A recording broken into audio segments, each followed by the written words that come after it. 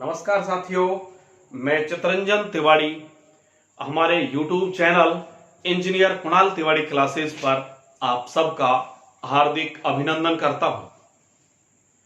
तो फिर से हम हाजिर और हम जो टॉपिक पढ़ रहे थे वो पढ़ रहे थे राजस्थान की स्थिति और विस्तार।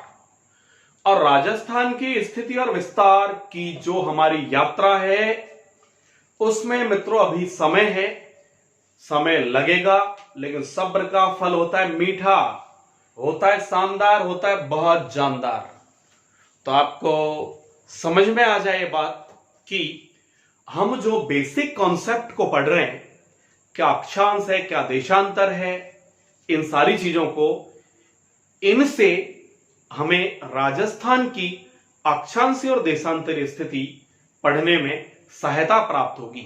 अन्यथा मित्रों मैं भी आपको यह टॉपिक डायरेक्ट पढ़ा सकता था, लेकिन हम बेसिक्स पर बात कर रहे हैं और हम पढ़ रहे हैं टॉपिक, आपको याद रहे, अक्षांश व देशांतर, लैटिट्यूड और लॉन्गिट्यूड। हमने कल बात की आपसे कि अक्षांश का निर्धारण या निरूपण कैसे होता है, ग्लोब पर कैसे होता है इसका निर्धारण, निर्माण कैसे होता है, इसके उपयोग क्या है, महत्व क्या है, इनकी चर्चा हम कल आपसे कर चुके थे।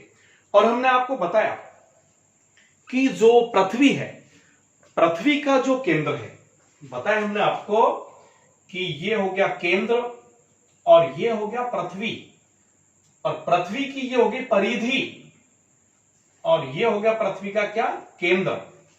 तो पृथ्वी के केंद्र से जो पृथ्वी की बाहरी परिधि है, जिसे आप ध्रुवीय परिधि या सतह कहते हो, इस पर जो कोण बनाया गया है, यह कोणात्मक दूरी ही क्या कहलाती है, अक्षांश। ये कोण बना दिया हमने, ये कोण बना दिया हमने, और इन कोणों को हमने एक सरल रेखा से मिला दिया। तो ये कोणात्मक दूरी तो है अक्षांश, क्लियर। और ये समान कोणों को मिलाने वाली जो रेखा है, यह है अक्षांश रेखा। हम बहुत अच्छे से इस पर आप लोगों से चर्चा कर चुके थे। साथियों आपको याद रहे कि और भी इस तरीके से कोणात्मक दूरी हो सकती है। ये कोई हमने ली और ये लीजिए, फिर और कोई कोणात्मक दूरी ली, ये लीजिए। तो इस तरीके से ये जो रेखाएं हैं, ये हमारी क्या है, अक्षांश रेखाएं हैं। अब ये कितने डिग्री है, तो यहां से कोण देख लो कितने डिग्री का बन रहा है। जैसे ये अक्षांश रेखा कितनी है, तो ये देख लीजिए कोण कितने डिग्री का बन रहा है। तो ये चीज आपको कल अच्छे से हम समझा चुके थे। क्लियर दोस्तों। आप इसमें देखें स्थिति, हम आपसे बात कर रहे हैं प्रमुख अक्षांश रेखाओं की। वैसे तो हमने बता दिया आपको कल कि कितनी होती हैं अक्षांश रेखाएं। ये देख लीजिए आप, ये हो गई हमारी भूमध्य रेखा। क्या हो गई ये, भूमध्य रेखा या विषुवत रेखा। और इस भूमध्य रेखा या विषुवत रेखा ने इस ग्लोब को दो भागों में बांट दिया। ये नॉर्थ हेमिस्फेयर है और ये साउथ हेमिस्फेयर, यानी कि ये उत्तरी गोलार्ध है और ये आपके क्या है, दक्षिणी गोलार्ध है। क्लियर हो रही है बात। तो हमने आपको क्लियर बता दी थी बात कि इसने दो बराबर भागों में बांटा इस पृथ्वी को या ग्लोब को। और इस ग्लोब से जब हम यहां कोणीय दूरी बनाते हैं, तो जैसे 1 डिग्री 2 डिग्री इस तरीके से हम चलें, तो यहां जो कोण बनेगा वो कितने डिग्री का बन रहा है, 90 डिग्री का। अर्थात यह अक्षांश भी कितना होगा, 90 डिग्री, और यह अक्षांश कितना होगा, 90 डिग्री। आप लोग यहां भी देख लीजिए कोण कितने डिग्री का है, 90 डिग्री का। तो यह 90 डिग्री क्या है, उत्तरी अक्षांश है, और यह 90 डिग्री क्या है, दक्षिणी अक्षांश है। तो कल हमने आपको क्लियर कर दिया था कि साहब अक्षांश और दूसरी चीज हमने आपसे बोली थी अक्षांश रेखा, क्योंकि हमने बताया था लैटिट्यूड क्या है, लैटिट्यूड लाइन क्या है, परिभाषा बता चुके हैं आपको। ऐसे ही लॉन्गिट्यूड क्या है, लॉन्गिट्यूड लाइन क्या है। तो अक्षांश कितने हो गए, हमने कहा 90 तो ये हो गए और 90 दक्षिण वाले हो गए, तो अक्षांश हो गए 90 प्लस 90 बराबर 180। लेकिन साथियों ये 0 डिग्री भी तो है, क्योंकि इसको छोड़ के हम काउंट करेंगे तब 90 होंगे। 1 2 3 4 20 40 50 60 70 80 90। क्लियर। ऐसे 0 छोड़ के एक यही तो आएगा, 1 2 3 4 और फिर ये 90। तो 90 उत्तर वाले, 90 दक्षिण वाले, और एक हमारा हो गया कौन, 0 डिग्री, अर्थात अक्षांश हो गए हमारे 181 181। और अक्षांश रेखा जिसे सही मायने में हम क्या बोलते हैं, अक्षांश रेखीय वृत्त, सर्कल। और जो हमारे सर्कल होते हैं 179। और कल अच्छे से बता दिया था, क्योंकि ये जो 90 डिग्री नॉर्थ पोल है, और आप देख लें इधर कि साहब ये जो 90 डिग्री नॉर्थ पोल है और ये जो 90 डिग्री साउथ पोल है, ये बिंदु हैं, रेखा नहीं है। क्योंकि ये जो हमारी भूमध्य रेखा है, इसका जो केंद्र है, केंद्र से जब सीधी चली जाएगी इस तरीके से, ये कोण बन गया, तो यहां रेखा बनी नहीं रही है। सबसे छोटी कोई रेखा बनती है तो वो बनती है ये, और आप मित्रों देख रहे हो ये आपकी हो गई कितनी, 89। कितनी हो गई ये वाली आपकी, 89 डिग्री। तो 89 डिग्री उत्तरी अक्षांश और 89 डिग्री दक्षिणी अक्षांश, ये तो रेखाएं हैं, लेकिन 90 डिग्री और 90 डिग्री ये अक्षांश तो है, लेकिन अक्षांश रेखीय वृत्त नहीं है। अर्थात आपको समझ में आ जाए, अक्षांश हो गए 181 लैटिट्यूड्स, और लैटिट्यूड सर्कल या लैटिट्यूड लाइंस यानी अक्षांश रेखीय वृत्त हो गए 179। ये चीज आपको क्लियर हो जानी चाहिए। अब इनमें मित्रों आप देखें कि जो पृथ्वी है ये कैसी होती है, खरबूजे की तरह होती है, तरबूज की तरह होती है। अगर आप खरबूजे को काटें और खरबूजे को आप आड़ा काटें, तो उसमें आड़ा जब आप काटेंगे तो घेरे बनते जाएंगे, और सबसे बड़ा घेरा कौन सा होगा, बीच वाला। क्लियर। और सबसे छोटा घेरा कौन सा होगा, ये 89, क्योंकि 90 तो सर्कल होता ही नहीं है। तो ग्लोब पर जो सबसे बड़ा वृत्त होता है वो होता है हमारा विषुवत रेखीय वृत्त। कौन सा वृत्त होता है, विषुवत रेखीय वृत्त, या विषुवत रेखा, या विषुवत रेखीय वृत्त, या भूमध्य रेखीय वृत्त। क्लियर। जिसे हम क्या बोल देते हैं, इक्वेटर सर्किल, इक्वेटर सर्किल। क्योंकि इक्वेटर जो होता है, इक्वेटर की बात करें, समान भागों में बांटने वाली रेखा ही तो हमारी क्या है, इक्वेटर है। क्लियर हो रही है बात आपको। तो मित्रों क्लियर हो जाए आपको पोजीशन कि जब हम भूमध्य रेखा से, जब हम कहां से, भूमध्य रेखा से, क्योंकि आप लोग देख ले चाहें तो ये हो गया साहब, इनको मिटा दूं मैं, ये देख लीजिए आप लगातार, ये देख लीजिए आप, कंटिन्यूस आप देखते जाए, ये लीजिए, ये लीजिए, ये लीजिए साहब।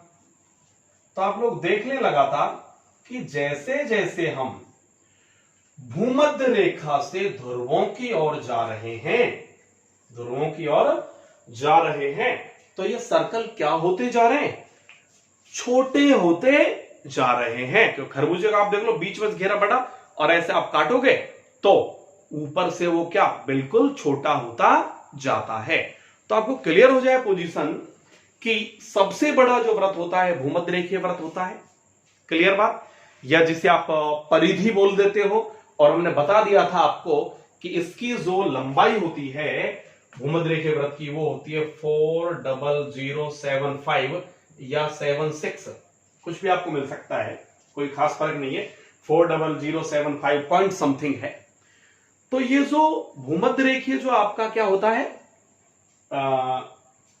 वृत्त जो होता है इसकी तो होती है ये लंबाई किलोमीटर में, और जो आपकी ध्रुवीय परिधि होती है, इस ध्रुवीय परिधि की होती है 40008। चूंकि ये जो कोणीय दूरी अक्षांश होगी ये तो परिधि पर है। किस पर है? परिधि पर। और 360 पार्ट अपन बात करें इसके दोनों तरफ से देखते हैं ग्लोब में तो वो क्लियर चीज हमें नजर आती है। और जब हम इसमें भाग कितने का दे दें 360 का, तो 360 का भाग जब 4008 में अगर अपन दें तो ये आता है लगभग 111.133 किलोमीटर। इस तरीके से कुछ स्थिति बनती है। और जब हम देशांतरों में आपसे आगे बात करेंगे 40075 और 76 में 360 का भाग देंगे तो यह आएगा 111.32 और ये 13। तो जो अक्षांश होते हैं मित्रों, दो अक्षांशों के जो बीच की दूरी होती है, ये दो अक्षांशों के बीच की दूरी होती है आपकी 111.13, या इसको जनरल बोल देते हैं 111.11 ये लिखी हुई मिल जाती है। और जब बिल्कुल ही मिलेगी तो कई बार 111 मिल जाती है, लेकिन ये भी ऑप्शन में हो, ये भी हो और ये भी हो, तो फिर राइट यही होगी। क्लियर मित्रों? तो आप समझ जाएं कि जो दो अक्षांश या अक्षांश रेखीय वृत्त हैं, इनके बीच की दूरी हमेशा समान नहीं होती। जैसे जैसे हम 0 डिग्री से ध्रुवों की ओर जाते हैं, जैसे जैसे हम 0 डिग्री से कहां जाते हैं? ध्रुवों की ओर जाते हैं, तो अक्षांश रेखीय वृत्तों की लंबाई तो छोटी होती जाती है। क्योंकि खरबूजे को जब ऊपर जैसे जाते जाएंगे तो वृत्त क्या होते जाते? छोटे, जबकि इनके बीच की दूरी बढ़ती जाती है। जैसे मैंने बनाने का प्रयास भी कुछ ढंग से किया, ये पास है, ये थोड़ा और दूर है, ये थोड़ा और दूर है, ये थोड़ा और दूर है, ये थोड़ा और दूर है। ठीक है कि नहीं है? तो जैसे नीचे आएंगे तो भी यही सेम कंडीशन रहेगी, यानी कि चाहे हम भूमध्य रेखा से उत्तरी ध्रुव चले चाहे दक्षिणी ध्रुव चले, जब भूमध्य रेखा से हम ध्रुवों की ओर जाते हैं तो दो जो अक्षांश रेखीय वृत्त हैं, इनकी जो धीरे धीरे ऊपर जाते जाते तो सर्किल की जो लंबाई है वो तो कम होती जाती है, जबकि इनके बीच की दूरी बढ़ती जाती है। तो मित्रों आपको याद रहे, जो अब तक हम और आप पढ़ते आए हैं और हमारे जो विद्वान जन पढ़ाते आए हैं कि दो अक्षांशों के बीच की दूरी हमेशा बराबर होती है। क्लियर? ये बात ठीक नहीं है, क्योंकि दो अक्षांशों के बीच की दूरी जैसे जैसे हम ध्रुवों की ओर जाते हैं तो उनके बीच की दूरी क्या होती जाती है? बढ़ती जाती है। और भूमध्य रेखा की ओर आते हैं तो कम होती जाती है। और ऐसा कहते हैं कि जो ये दो अक्षांश हैं, इनके जो बीच की दूरी है, ये जो आपके क्या बोलते हैं, ये जो भूमध्य रेखा है, इस भूमध्य रेखा पर जो लगभग होती है वो होती है 110.6 किलोमीटर, दो अक्षांशों के बीच की दूरी। तो दो अक्षांशों के बीच की दूरी, दो अक्षांशों के बीच की दूरी भूमध्य रेखा पर तो होती है 110.6, लगभग है ये, लगभग किलोमीटर में। और जैसे हम ध्रुवों की ओर जाते हैं तो बीच की दूरी जो आपके ध्रुव हैं, ध्रुवों की तरफ होते हैं 111.7 होगी शायद, 111.7 हो सकती है मेरे हिसाब से, 111.7 किलोमीटर, बिल्कुल यही होगी। तो आप लोगों को याद रहे कि ध्रुवों पर तो थोड़ी क्या हो जाती है, ये दो अक्षांशों के बीच की दूरी ज्यादा, और भूमध्य रेखा पर क्या होती है? कम। तो मित्रों आप समझ लें इस चीज को, जिसकी हमने कल आपसे चर्चा नहीं की थी, कि दो अक्षांश या दो अक्षांश रेखे जो वृत्त हैं, इनके बीच की दूरी हमेशा समान नहीं होती। जैसे जैसे हम 0 डिग्री से उत्तरी ध्रुव या दक्षिणी ध्रुव यानी ध्रुवों की ओर जाते हैं तो दो अक्षांश वृत्तों की लंबाई तो घटती जाती है, जबकि इनके बीच की दूरी बढ़ती जाती है। और भूमध्य रेखा पर लगभग 110.6 किलोमीटर तथा ध्रुवों पर लगभग 111.7 किलोमीटर होती है। हम जो पढ़ते हैं वो तो दो अक्षांशों के बीच की क्या पढ़ते हैं? औसत दूरी पढ़ते हैं। दो अक्षांशों के बीच की जो दूरी होती है मित्रों आप जानते हो इसे कटिबंध कहते हैं।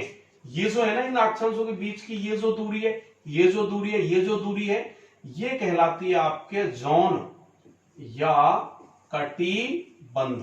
तो एक चीज ये क्लियर हो जाए कि जो दो अक्षांश हैं इन दो अक्षांशों के बीच की दूरी को हम क्या बोलते हैं, जॉन या कटिबंध कहते हैं। इतनी बात आपको क्लियर हो जानी चाहिए। ये चीज मैंने आपको बताई दिया कि 111.13 ही जो फैक्चुअल औसत दूरी है दो अक्षांशों के बीच की वो है। तो ये जॉन या कटिबंध हो गया। दूसरी अगर हम बात करें साथियों तो आपको याद रहे कि ये जो हमारी भूमध्य रेखा है, भूमध्य रेखा 10075, तो ये जो भूमध्य रेखा है इस भूमध्य रेखा के पार्ट की अगर अपन बात करें तो भूमध्य रेखा जलीय पार्ट में ज्यादा है और यह जल के जो सतह से गुजर रही है, क्योंकि काल्पनिक रेखाएं तो हमें नजर नहीं आती, हमने बताया आपको काल्पनिक रेखाएं, तो जल में जो इसका भाग है वो है 78.7%, यानी कि जो ये आपका 7 पॉइंट ये है इसका लगभग 78.7% जो भाग है वो तो जल के ऊपर से गुजरता है। क्लियर मित्रों? और 100 में से जब हम 78.7 घटा दें तो 21.6 बच जाते हैं मेरे हिसाब से, 21.6, 7, 6, 13, 8, ओके। और 21.6% जो भाग है इसका वो स्थल से गुजरता है। क्लियर बात? अब मित्रों एक चीज है, जैसे कोई पूछ रहा था बच्चा मुझसे कि साहब ये जैसे आपके पृथ्वी है, इसके ये जो है ना ये तो हो गई इसकी क्या परिधि, यानी कि ये जो है चारों तरफ हम चल रहे ऐसे, तो ये तो क्या हो गया मित्रों परिधि। और परिधि की लंबाई हमने आपको बता दी क्या है 40075 भूमध्य रेखीय जो परिधि। एक इसमें मित्रों मैं आपको बताऊं कि ये है और इसमें सीधा यहां से एक छेद करूं और सीधा यहां से डायरेक्ट मिला दूं तो ये होता है व्यास, और जो व्यास होता है ना आपको याद रहे वो होता है 12756, यानी कि ये तो हो गई भूमध्य रेखा की लंबाई, और जो भूमध्य रेखीय क्या है व्यास है, व्यास की लंबाई होती है 12756। ऐसे हम आपको ध्रुवीय व्यास के बारे में बताएंगे जिसकी 12713 होती है। जो ध्रुवीय व्यास की हम बात करें सीधा ये तो 12713 आपको जैसे बनाते हैं ना तो ये सीधा नजर आता है, बाकी ये है इस तरीके से क्योंकि पृथ्वी ऐसे है, यूं है पृथ्वी ऐसे, क्लियर ऐसे है। तो ये हो गया आपका भूमध्य रेखीय व्यास, ये हो गया आपकी भूमध्य रेखीय परिधि, और बीच की दूरी के बारे में हम चर्चा कर ही चुके हैं। तो इतनी चीज आपको क्लियर हो जानी चाहिए इससे रिलेटेड जो बातें हैं उनके बारे में। तो कौन ये दूरी होगी सारी चीज है। अब अपन बात करते हैं, स्क्रीनशॉट आप ले लिया करें बीच बीच में इनका, कई बार हमें याद नहीं रहती है, मिटा देते हो, बीच में आप देख रहे। अब जो हम बात कर रहे हैं वो कर रहे हैं कि पृथ्वी पर जो हमने मुख्य अक्षांश रेखाएं जिनका निरूपण किया है उनके बारे में, वो बड़ी ही इंपॉर्टेंट है। Tropic of Cancer, Tropic of Capricorn, तो आप इसको बना भी लेंगे बिल्कुल निश्चित रूप से। देखिए ये आपका हो गया वही ग्लोब, और ग्लोब में ये जो रेखा है ये है 0 डिग्री अक्षांश रेखा। क्लियर? जिसे हम बोल देते हैं क्या भूमध्य रेखा, जिसे हम बोल देते हैं क्या विषुवत रेखा। क्लियर? जिसे हम बोल देते हैं क्या इक्वेटर, क्या बोल देते हैं मित्रों इक्वेटर लाइन, अर्थात EQUATOR। क्लियर? तो इक्वेटर होगी, तो ये चीज क्लियर हो जाए। फिर मेन जो एक रेखा और है वो है हमारी मित्रों ये, और इतना ही नीचे ये जो रेखा है ये है 23.5 डिग्री उत्तरी अक्षांश रेखा या 23.5 डिग्री उत्तरी अक्षांश रेखीय व्रत। क्लियर मित्रों, जिसे हम बोलते हैं क्या, कर्क रेखा या कर्क रेखीय व्रत। कर्क रेखा या कर्क रेखीय व्रत अर्थात ट्रॉपिक ऑफ कैंसर। ये हो गया आपके ट्रॉपिक ऑफ कैंसर। क्लियर मित्रों, इसके नीचे ये जो रेखा है ठीक वही 23.5 डिग्री दक्षिणी अक्षांश रेखा या 23.5 डिग्री दक्षिणी अक्षांश रेखीय व्रत, जिसे हम बोल देते हैं मकर रेखीय व्रत। अर्थात आपको क्लियर हो जाए मित्रों, ये हमारी हो गई Tropic of Capricorn. Tropic of Capricorn. Clear होगी बात। अब और आगे की बात करें हम तो एक जो मेन है वो हो गई आपकी ये और ये जो हमारी है 66.5 डिग्री उत्तरी अक्षांश रेखा या 66.5 डिग्री उत्तरी अक्षांश रेखीय व्रत, जिसे हम बोलते हैं क्या, आर्कटिक सर्कल। क्या बोलते हैं, आर्कटिक सर्कल अर्थात आर्कटिक रेखा या आर्कटिक व्रत। और नीचे वाला जो है ना मित्रों, इसको हम बोलते हैं अंटार्कटिक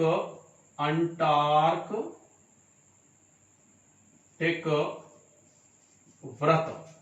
ये भी अपना कितने हैं, 66.5 डिग्री दक्षिणी अक्षांश रेखा या दक्षिणी अक्षांश रेखीय व्रत अर्थात ये हो गया आपका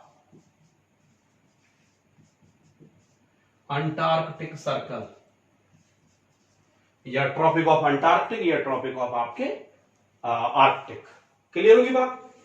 और ये जो है मित्रों, ये है आपके 90 डिग्री उत्तरी अक्षांश। यहां रेखा शब्द प्रयोग नहीं किया हमने।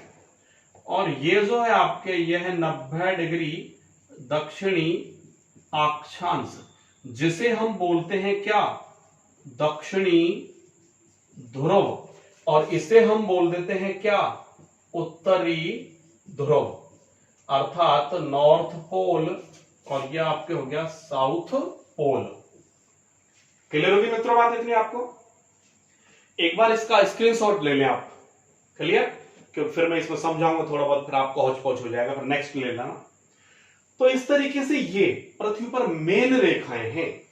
अब साहब सवाल उठता है कि साहब ये 23.5 डिग्री पर ही क्यों लिया, 25 पे क्यों नहीं लिया, 22 पे क्यों नहीं लिया, 13.5 पे क्यों नहीं लिया, साहब 23 पे ही क्यों नहीं लिया। क्लियर हो रही ना बात। ये इधर 23.5 पर ही क्यों लिया या 24 पे क्यों नहीं लिया, 1.5 का क्या मतलब है। तो इन चीजों पर भी हम चर्चा करेंगे आपसे। लेकिन आप लोग देख लें कि ये है क्या, जो रेखा ये कोणीय दूरी ही है। ये जो भूमध्य रेखा से है, ये जो कोणीय दूरी है 23.5 है केंद्र से। कितने हैं ये, 23.5। दूसरी बात करें, ये भी जो नीचे है ये भी कितनी है, 23.5। और ये भी क्या है, 23.5। नेक्स्ट अगर हम बात करें तो ये जो है ये कितनी है, 66.5 पूरा। ये कितना है, 66.5।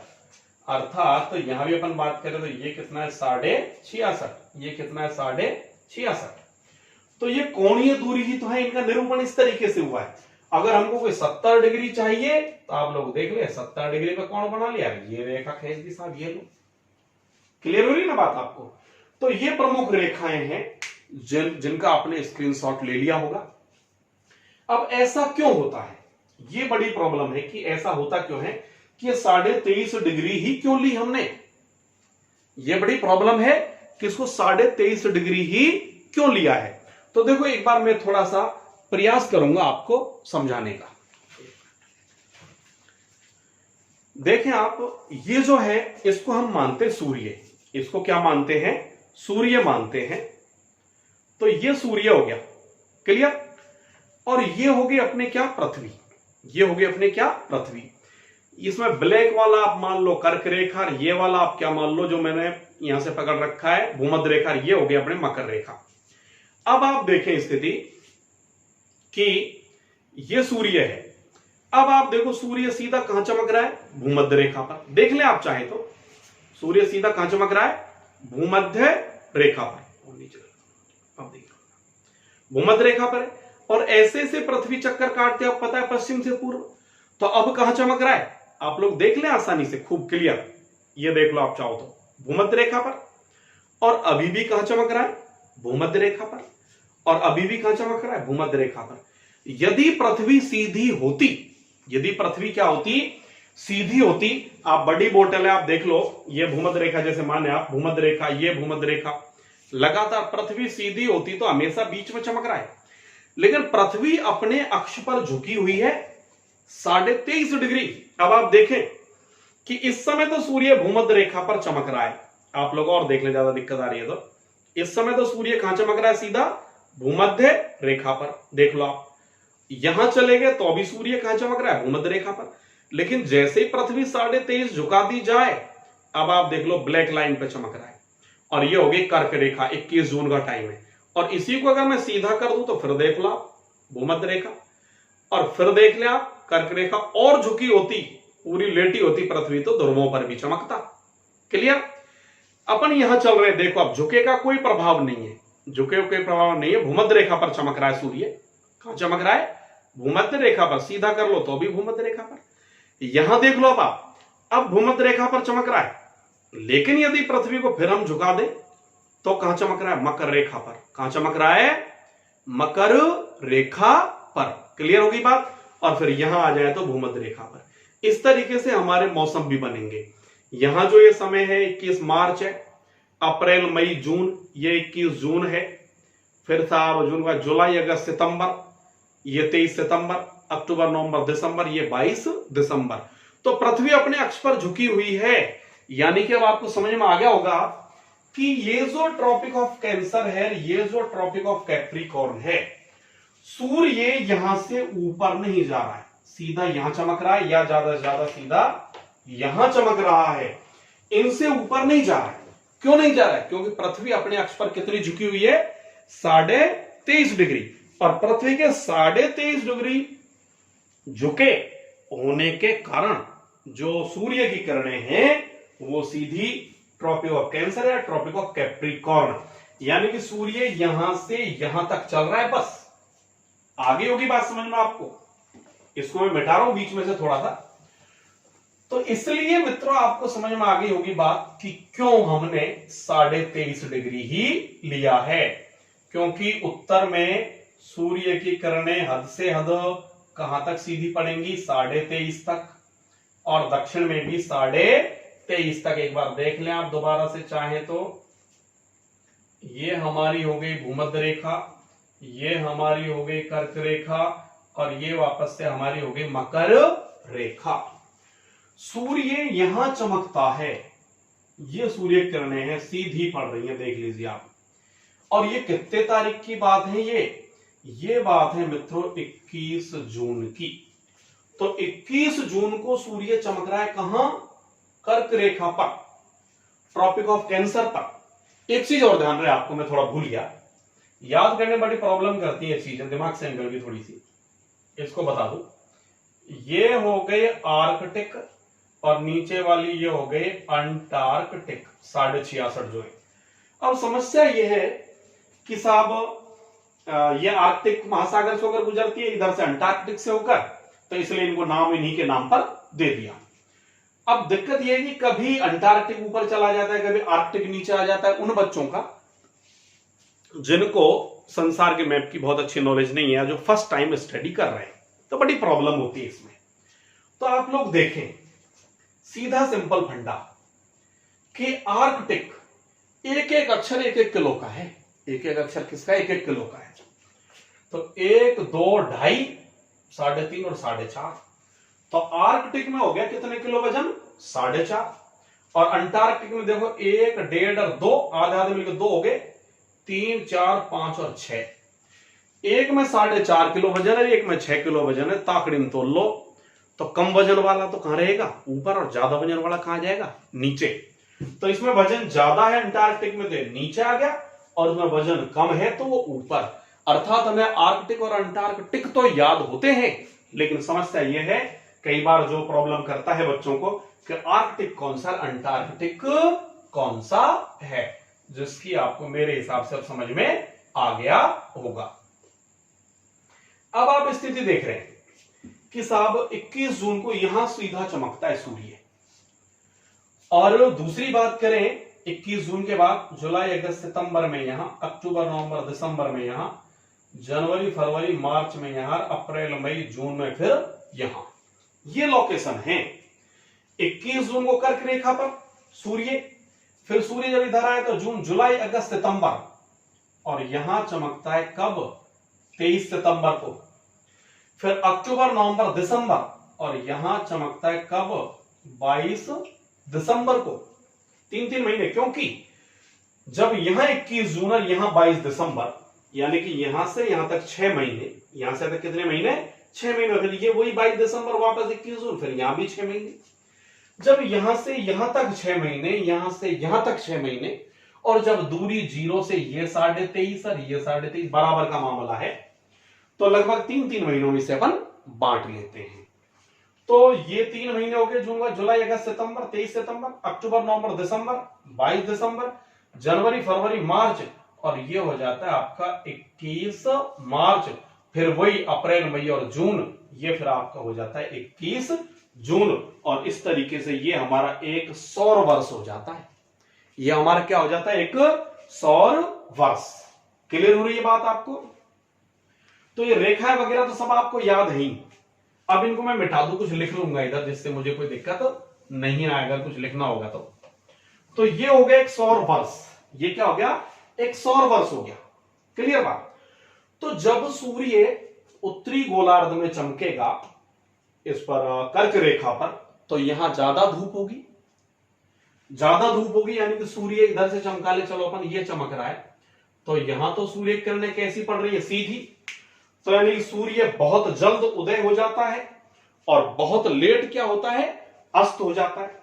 तो ये चीज क्लियर हो जाए, बहुत जल्द उदय है और बहुत लेट क्या है? अस्त है, क्योंकि सूर्य एक सीधी किरणें हैं।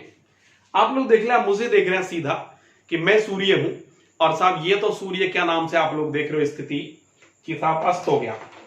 ये लो साहब, सूर्य हो गया अस्त। क्लियर बात? और ये हो गया उदय। तो सूर्य आप लोग देख रहे हो ये अस्त हो गया और ये उदय हो गया। जब मेरी सीधी किरणें आप पर जाएंगी तो सूर्य की किरणें जल्दी से पहुंचेंगी, देरी से वापस आएंगी। लेकिन आप सोचें कि आप तो सामने हो, कोई व्यक्ति काफी दूर इधर है, कोई व्यक्ति काफी दूर इस तरफ है, तो किरणें वहां कैसी जाएंगी?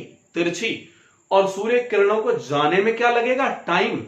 और वापस लौटेंगी जल्दी। तो वहां दिन क्या हो जाएंगे? छोटे। तो ये देखें आप स्थिति एक बार कि सूर्य किरणें यहां पर पड़ रही हैं सीधी, और यहां सूर्य किरणों का तिरछापन ज्यादा है। तिरछापन क्या है? ज्यादा। हालांकि इस तरफ भी तिरछापन है, लेकिन यहां तिरछापन कम और यहां तिरछापन ज्यादा। तो 21 जून को उत्तरी गोलार्ध में, नॉर्थ हेमिस्फीयर में सूर्य किरणें पड़ रही है सीधी, दिन हो गया बड़ा और रातें हो गई छोटी, और महीना चल रहा है इस समय कौन सा? जून का। क्लियर? अब जून के महीने में अब 21 जून आने वाली है, और 21 जून को हमारा सबसे बड़ा दिन होगा, क्योंकि आजकल आप में से बहुत सारे लोग तो ऐसे हैं जो रात को लेट सो रहे हैं और सुबह जब उठते हो ना तो सूर्य कब का उदय मिलता है। क्लियर बात?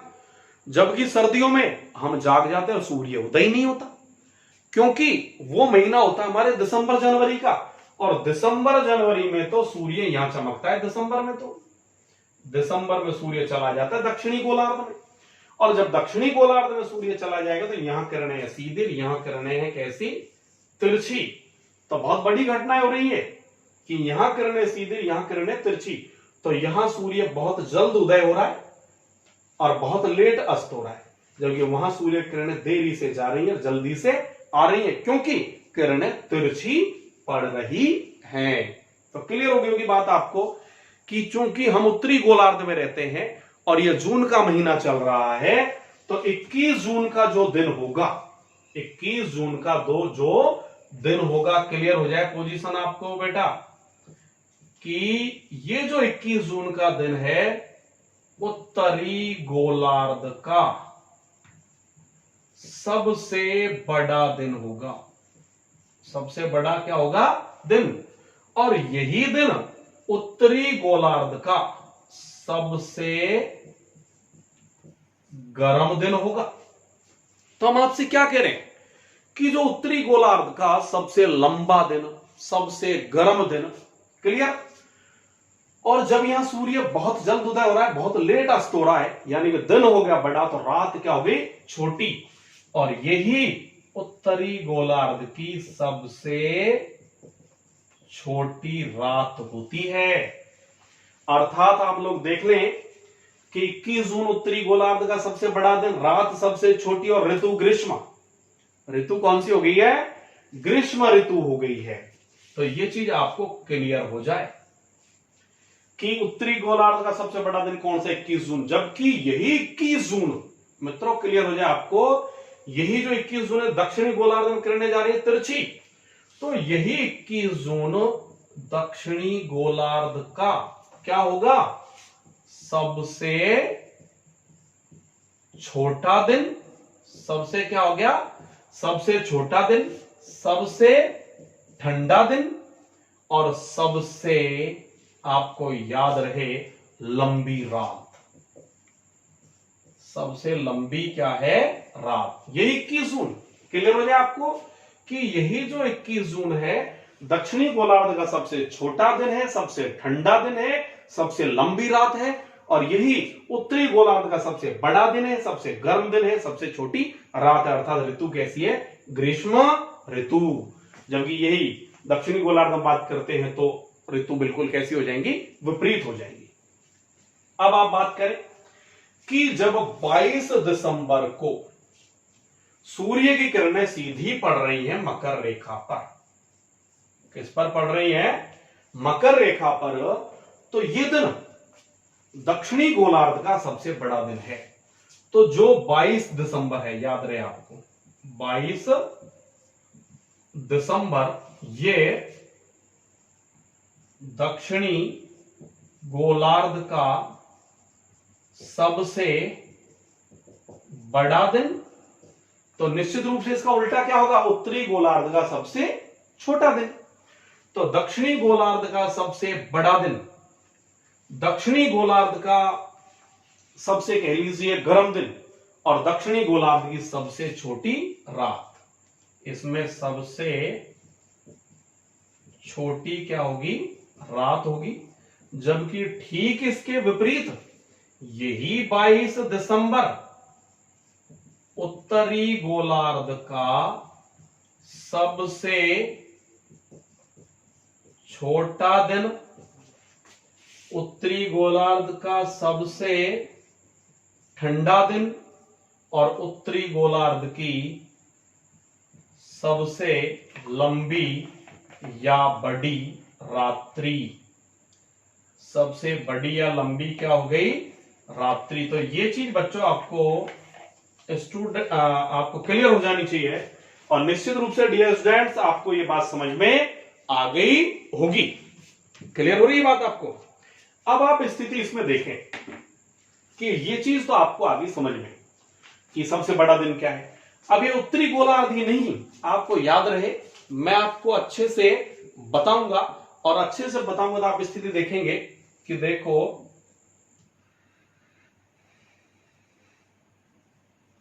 ये तो हो गया बच्चों आपका भारत, और ये हो गया इसमें राजस्थान।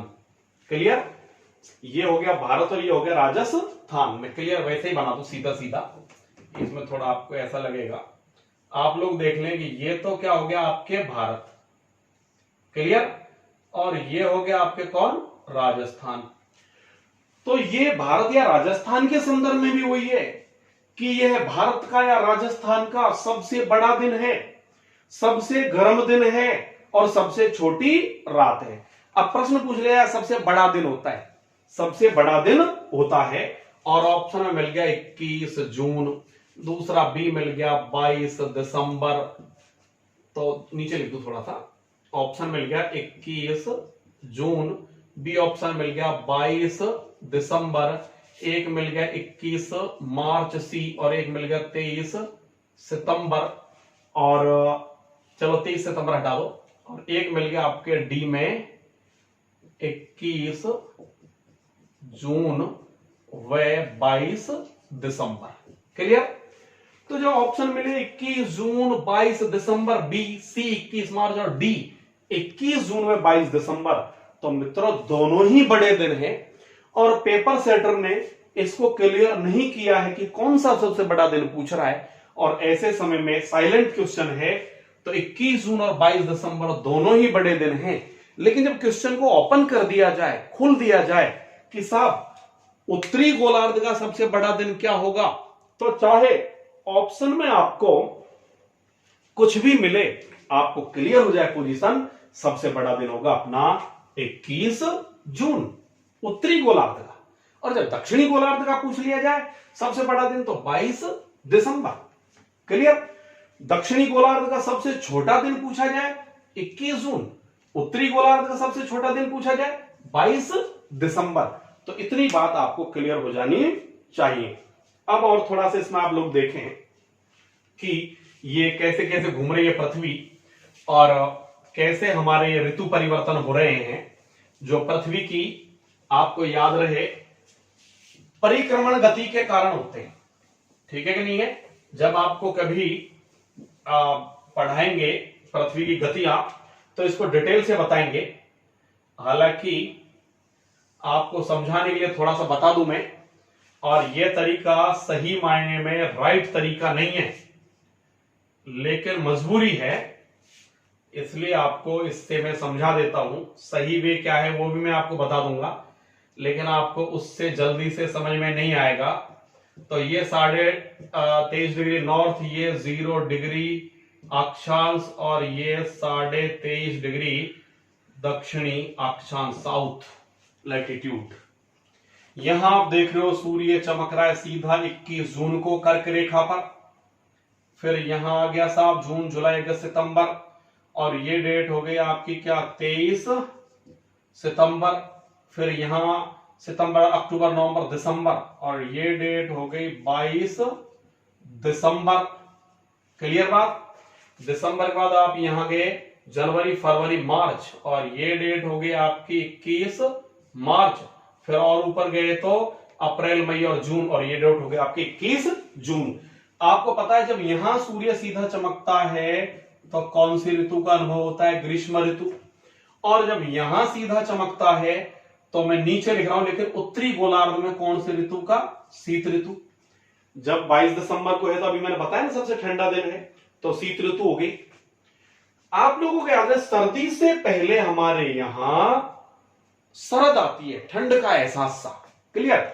अब गर्मी चली जाएगी, जून जुलाई अगस्त में बारिश होगी, वर्षा का मौसम चलेगा, और सितंबर में आकर के अब तो देखो जलवायु परिवर्तन हो गया, महसूस नहीं होता। नहीं, पहले सितंबर में बुजुर्ग लोग बताते हैं कि साहब इतनी सर्दी पड़ने लग जाती थी कि कुछ ओढ़ने की जरूरत होने लग जाती थी। ठीक है, ब्लैंकेट्स वगैरह चादरें वगैरह ओढ़ लिया करते थे। तो इस समय ठंड से शीत से पहले की जो स्थिति है वो है शरद ऋतु। क्या है? शरद।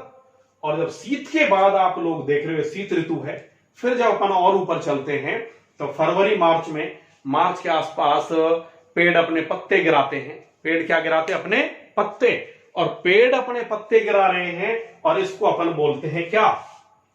बसंत का मौसम बोलते हैं। तो ये कौन सी ऋतु होगी मित्रों? बसंत ऋतु। क्लियर हो जाए बात आपको? तो ये 4 ऋतुएं हैं। ये 4 क्या हैं? ऋतुएं हैं। इतना आपको क्लियर हो जाना चाहिए। क्लियर?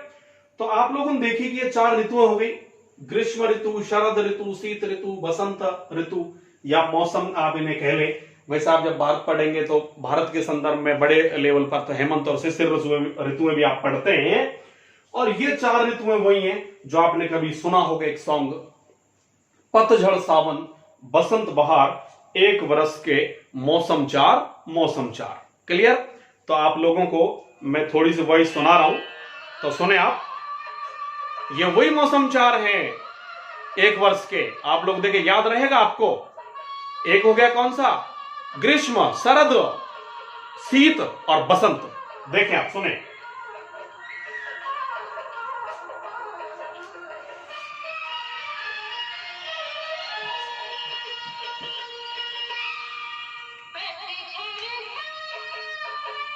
बसंत बहार, एक बहुत सुंदर सॉन्ग है पुराना। एक वर्ष के मौसम 4, मौसम 4, मौसम 4। तो सुन लिया आपने, ये एक वर्ष के मौसम क्या हो गए? 4। क्लियर होगी बात? तो ये ऋतुओं की बात हो गई थोड़ा बहुत। हाँ, इसका राइट वे और मैं आपको थोड़ा सा बता दूं जल्दबाजी में, तो ये स्थिति क्लियर हो जाए और आप इसका स्क्रीनशॉट ले सकते हैं चाहे तो। आप ये सारी चीजें तो लिख ही लेंगे, कौन सी कर्क रेखा है, कौन सी क्या है। अब आप स्थिति देखें कि सही तरीका सही मायने में है क्या। सही तरीका वो है जो अभी आप लोगों को मैंने पेन घुमा करके बताया था। ये हो गया गोला, और इस तरीके से पृथ्वी, गोला क्या, ये सूर्य है, सही बात तो ये है। और इस तरीके से पृथ्वी सूर्य के चारों ओर चक्कर लगाती है। और हमने बताया आपको पृथ्वी अपने अक्ष पर झुकी हुई है भाई, इस तरीके से क्या है, झुकी हुई है। नीचे वाली मकर रेखा, ये 0 डिग्री और ये 23.5 डिग्री नॉर्थ। तो आप लोग स्थिति देखें, यहां पर पृथ्वी की लोकेशन ये होती है मित्रों, क्या होती है, ये सूर्य किरणें सीधी कहां जा रही है, देखिए आप, भूमध्य रेखा पर। यहां पर झुकी हुई है चूंकि पृथ्वी, तो पृथ्वी झुकी हुई है तो ये पोजीशन हो गई। तो ये देख लीजिए आप, सूर्य किरणें कहां जा रही है, सीधी कर्क रेखा पर। और ये हो गया कौन सी तारीख, 21 जून। और ये हो गया आपकी कौन सी तारीख, जून से पहले 21 मार्च। 21 मार्च हो गया, नीचे लिख दो चलो, 21 मार्च। और जून का जुलाई, अगस्त, सितंबर। ये जो पोजीशन होगी ना आपकी, वापस से फिर यहां वही भूमध्य रेखा पर चमकेगा। और ये आपकी स्थिति हो जाएगी कितने तारीख की, जून, जुलाई, अगस्त, सितंबर। ये हो गई 23 सितंबर। फिर वापस यहां लोकेशन की बात करें तो वही झुकी हुई है पृथ्वी, ये मकर रेखा पर चमक रहा है। और ये स्थिति हो गई आपकी 22 दिसंबर। तो इस तरीके से पृथ्वी घूमती है। क्लियर हो रही है ना बात आपको? अब आपको याद रहे कि थोड़ी देर पहले हमने बताया आपको, भूमध्य रेखा पर जब सूर्य, एक बार तो आपको कब, 22 दिसंबर को, और एक बार 23 सितंबर को, और एक बार 21 मार्च को। जब 23 सितंबर और 21 मार्च को सूर्य भूमध्य रेखा पर चमक रहा है, आप लोग देख ले। और जब सूर्य भूमध्य रेखा पर चमकता है तो ये बनते अपने विषुव। ये क्या बनते हैं, विषुव बनते हैं, इक्विनॉक्स बनते हैं। तो इक्विनॉक्स, विषुव जिन्हें हम बोल देते हैं।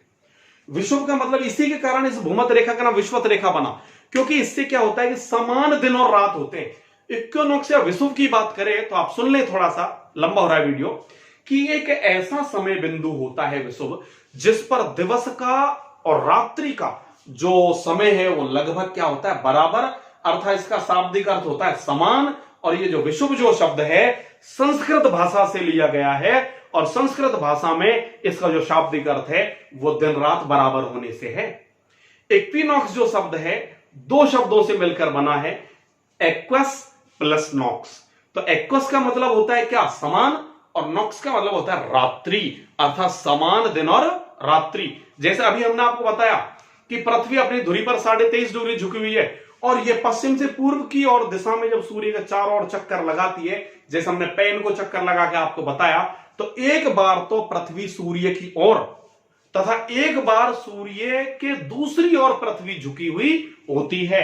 आपने देखा ऐसे चल रहे, तो एक बार तो पृथ्वी सूर्य की ओर झुकी हुई है, और इधर चल जाएंगे तो सूर्य के दूसरी ओर झुकी हुई है। लेकिन एक बार स्थिति ऐसी भी तो आती है, ये आप लोग देख 21 मार्च और 23 सितंबर की, जब सूर्य भूमध्य रेखा पर चमकता है, बीचों बीच में पड़ती है, और ये बीचों बीच की जो स्थिति है ना, यही विषुव है। यही क्या है, विषुव। तो कल आपसे हम थोड़ी चर्चा करेंगे इसके बारे में, क्या विषुव है, क्या संक्रांति है, और फिर कल पढ़ेंगे अपन लॉन्गिट्यूड, और इसके बाद फिर नेक्स्ट अपना होगा राजस्थान का अक्षांश और देशांतर विस्तार, जिसका आप इंतजार कर रहे हैं, लेकिन वो आपको समझ में आएगा। दोस्तों, अगर आपको किसी प्रकार की कोई समस्या हो तो आप निश्चित रूप से कमेंट बॉक्स में डालें और हमसे पूछें। बाकी हमारे मोबाइल नंबर आपको बिल्कुल प्रोवाइड हो ही रहे हैं वीडियो में, तो उस पर आप कॉल करके हमसे पूछ सकते हैं। आपने हमें सुना, इसके लिए आपका बहुत बहुत धन्यवाद।